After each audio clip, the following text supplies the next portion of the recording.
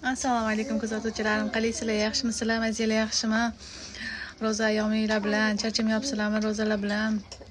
Hozir bugun biz qizlarim bilan sezar salat qilamiz. Ketdik. Tuz haqqi deydi.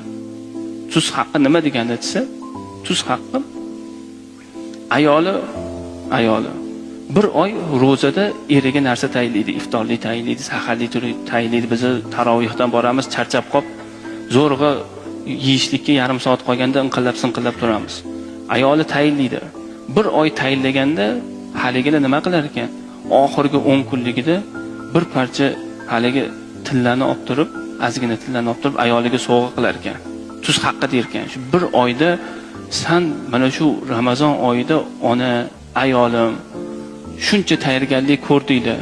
Chiroyli bir holatda o'tkazinglar. Ana shu sizlarning qilgan xizmatingizga yarasha mana shu mendan bir sizlarga sovg'a. Oddiygina siz ayolga dunyo bermang.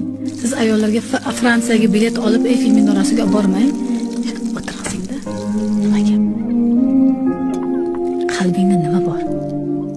Nima fikring bor? Nima o'ylaring bor? To'rttagina savol.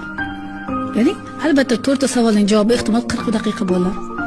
Ehtimol 1 soat bo'lar. Balki 2 soat bo'lar. Lekin ishoning, o'sha suhbat davomida shunchaki ayolning ko'ziga qarab turing. Qanaqa yonib ketishini tasavvur ham qila olmaysiz.